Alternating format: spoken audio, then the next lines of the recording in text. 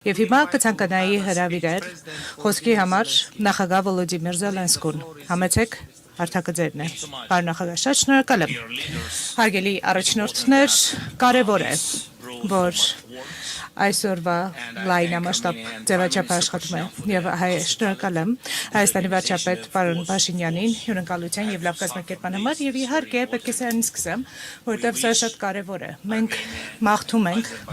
Հայաստանին եւ Ադրբեջանին բացառապես խաղաղություն, որը իհարկե կայուն կլինի, համապարփակ կլինի, տևական կլինի եւ կայուն խաղաղություն կլինի։ Մենք մաղթում ենք ձեզ, պարոն վարչապետ, նախագահ Ալիև եւ երկուսիդ էլ մաղթում ենք սա երկու պետություններին։ Չափազանց մեծ թվով երկրներ են այսօր ներկայացված եւ շատ կարեւոր է, որ Հայաստանը այսօր հանդես է գալիս բոլոր եվրոպացիների հետ միասին եւ առաջին անգամ է, որ 24 տարվա ընթացքում իմիջիայլոց, որ Ուկրաինայի նախագահը այց է կատարում եւ սա իսկապես նշանակալի փաստ է, սա ցույց է տալիս մեր միասնականության մասշտաբը, նրանց ովքեր արժևորում են կյանքը։ Եվ ես համաձայն եմ Անտոնիոյի հետ իսկապես շատ համաձայն եմ, որ Մակարնի մեզ հետ է եւ ժամանակն է, որ մենք պետք է մեր ընդհանուր արժեքները Կանադայի հետ վերածենք Կանադայի եւ Եվրոպայի համար հնարավորությունների։ Հարգելի բարեկամներ, մարտահրավերները հստակ են եւ ակնհայտ է, մենք բոլորս տեսնում ենք, որ Իրանում պատերազմը շարունակում է դեռ չվճռված լինել եւ այն կարող է անկայունության պատճառ դառնալ տևականորեն եւ այն կարող է բարձրացնել կյանքի արժեքը բոլորի համար եւ առաջին հերթին մեր էներգետիկայի եւ անվտանգության համագործակցությունը պետք է իրական համագործակցության վրա հիմնված լինի եւ մենք պետք է կարողանանք օգնել միմյանց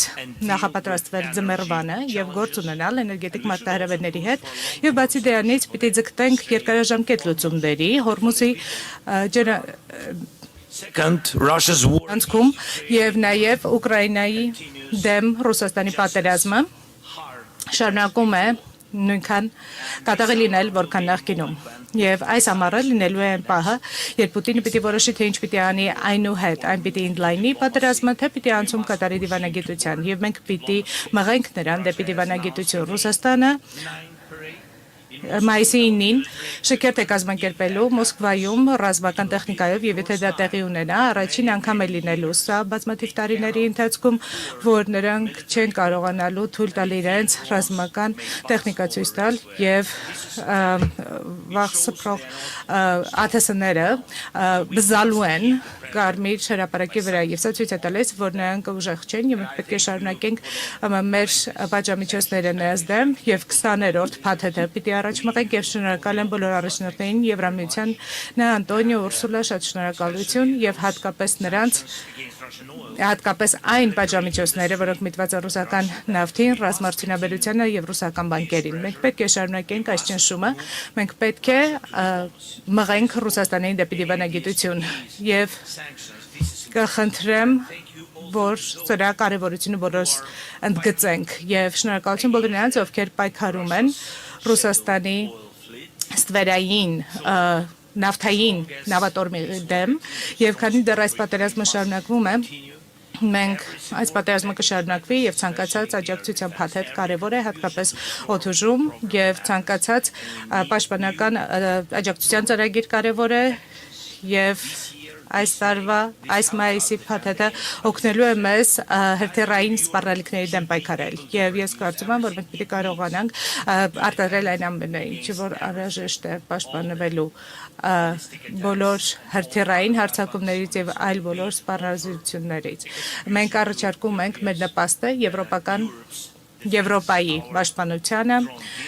մեր ԱԹՍ-ների համաձայնագրերը, որովհետև նրանք միավորում են երկրներին եւ նրանք ուժեղացնում են պետություններին, ԱԹՍ-ների եւ այլ հավանական հարձակումների դեմ եւ օդում, ծովում եւ ցամաքում։ Եվ սա իհարկե մեր ընդհանուր աշխատանքն է, ընդհանուր պաշտպանությունն է, ընդհանուր ռազմարտունաբերությունն է, եկեք առաջ շարժվենք այս ուղղությամբ։ Եվ եւս մի բան, մենք պետք է կենտրոնանանք նրա վրա, թե ինչ ենք անելու, եթե Ռուսաստանը ավարտը չդնի այս պատերազմի։ Մեզ անհրաժեշտ է շարունակական ճնշում եւ խաղաղություն։ Եվ իհարկե, համար առաջին բանը, մենք պետք է գտնենք գործարկելի դիվանագիտական ձևաչափ եւ Եվրոպան պետք է լինի սեղանի շուրջը ցանկացած բանակցությունների ժամանակ եւ մենք պետք է կապի մեջ լինենք ԱՄՆ-ի հետ եւ հասկանանք նրանց դիտարկումները եւ դիրքորոշումները, բայց լավ կլիներ մեկ ընդհանրական եվրոպական ձայն կազմել այն բանակցությունների ժամանակ, որոնք ունենալու ենք Ռուսաստանի հետ։ Շնորհակալություն։